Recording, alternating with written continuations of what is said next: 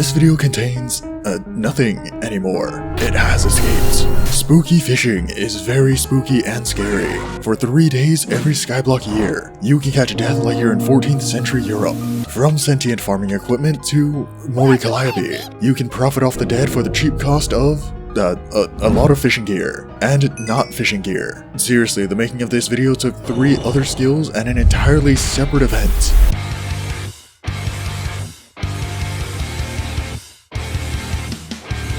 Spooky fishing can be done during, you guessed it, Dia de los Muertos. From 1 hour before till 1 hour after. You can spooky fish for a total of 3 hours every 5 or so days. In this time, you can catch up to 5 unique sea creatures in any body of water. Except this one.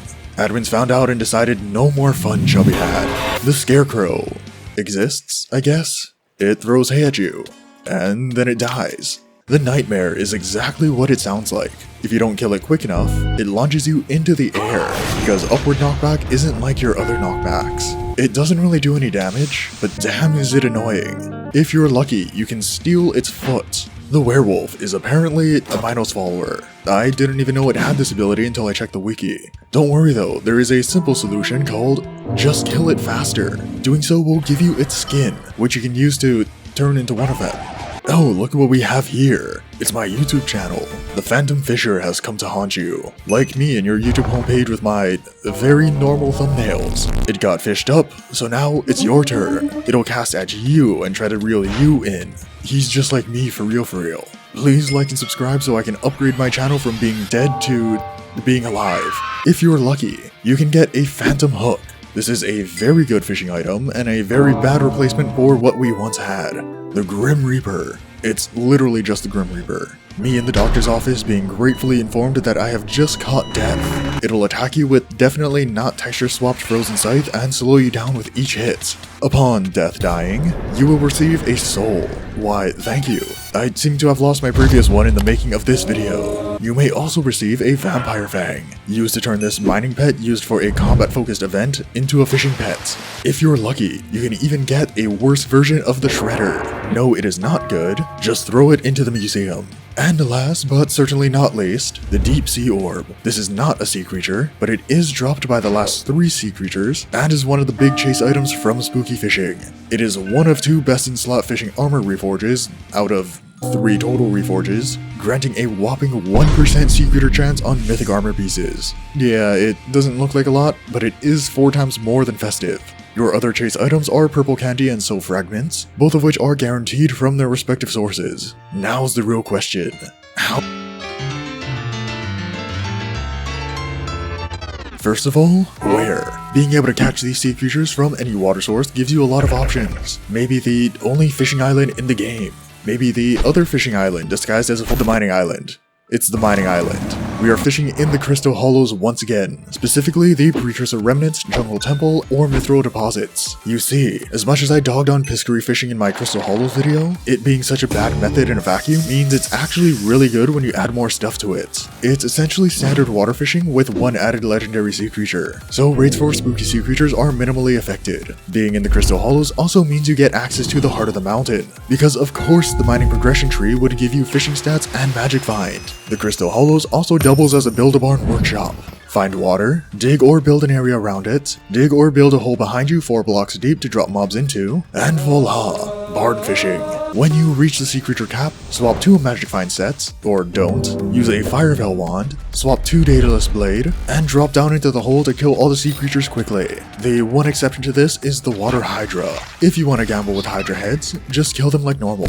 But if you want Hydra shards, make sure you have a Hunt Axe and Black Hole to capture them before killing the rest of the mobs. Fishing here does have one more benefit, the Ammonite Pet's Expert Cave Fisher perk, granting up to +5 double hook chance while in the Crystal Hollows. More double hook chance. Cool.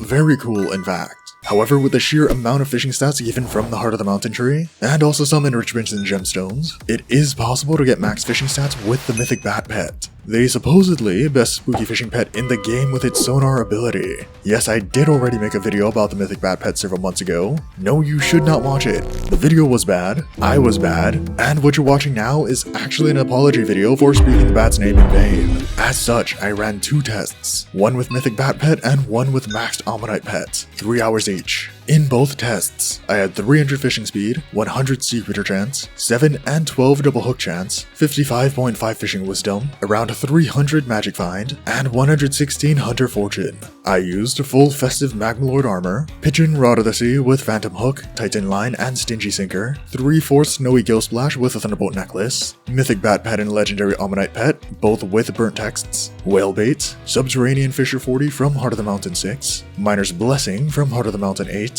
candy scavenger 5, spooky solvent 5, and purple vogue 3 from the carnival event shop, full renowned sorrow, G-drag, and daedalus blade for magic find swapping, medium pocket black hole, prime hunt axe, David's cloak, hunting level 25 and hunter's luck 50 from Heart of the Forge 6 for capturing hydra shards, accessories, other passive bonuses, and attributes, fisherman 10, creature fisher 10, fishing speed 10, sea wisdom 10, shell 10, magic find 10, hunter's pressure 10, hunter's grasp 10, excellent karma 10, echo of hunter 10, echo of echoes 10, and hunter's karma 10. For the record, yes, that is a lot of setup. Not only does this rely on progress in mining, foraging, and hunting, but also grinding out carnival tokens while Foxy is mayor. I'm having so much fun playing zombie shooter for the 20th time in a row.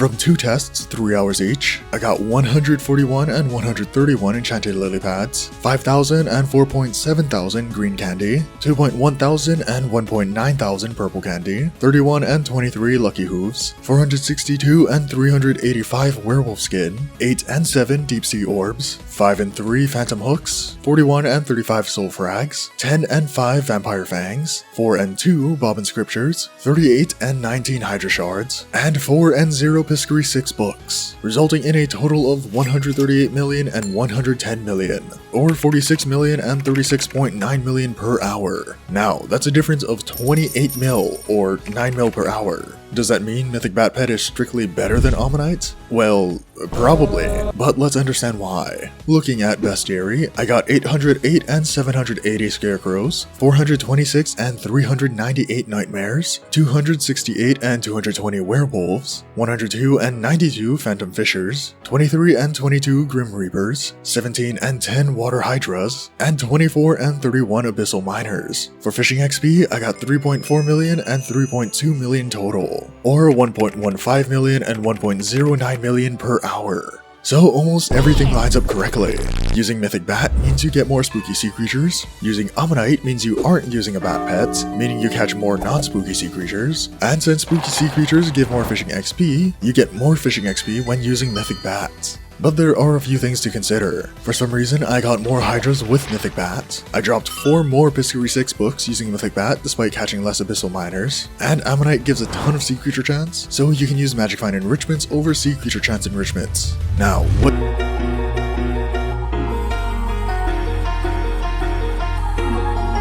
To put it simply, use Bat Pet if you can reach near max stats, and use Ammonite if you can't. That's it, really. And if you're using G-Rod, well, I'm poor, so I can't really help you with that. If you're wondering why the Crystal Hollows and not, say, Galatea, there's 4 reasons. Bogs have 5,000 weight. That is more than every normal water sea creature combined. Add in the other Galatea sea creatures and suddenly you have nearly double the weight of fishing in the Crystal Hollows. If the goal is to catch spooky sea creatures, you'll be catching significantly less in Galatea compared to the Crystal Hollows. Despite that, you may still make more money spooky fishing in Galatea purely because of how profitable Galatea fishing is on its own. However, this is first and foremost a spooky fishing guide. If the majority of money made isn't even from spooky fishing, there's really no point in making a video about this. And as it turns out, Galatea does not have a per player sea creature cap.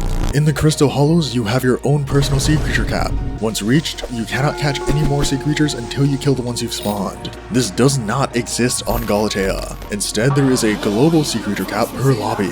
If someone is catching a ton of sea creatures without killing them, no one will be able to catch sea creatures until the already spawned ones are cleared out. This means your downtime is entirely dependent on other people, which isn't really fun. Please admins, for the love of all that is good, add a per player sea creature cap on Galatea. And speaking of the admins, there is another reason why spooky fishing prefers barn fishing over any other method, and that's because Skyblock is a fully functioning game. There are no bugs in bossing, say. You see, spooky sea creatures have the spooky mob type.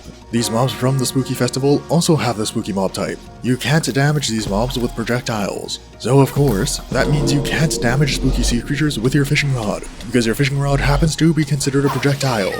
Thank you, Hypixel. Now before you leave today, let me just remind you that Hypixel has 5 nearly back-to-back spooky festivals around Halloween. When a limited time event suddenly becomes available 5 times more often in the same time frame, a lot more items from that event are gonna enter the economy. When that happens, surprise surprise, the price of those items drops. Will you still make nearly 50 mil per hour from spooky fishing during these 5 upcoming spooky festivals? Maybe, but most likely not. However, if you need to grind Bestiary, or you're on Iron Man, or you just like spooky fishing, better get to it soon. And with that said, thank you all for watching, be sure to like and subscribe, and I will see you all in the next one.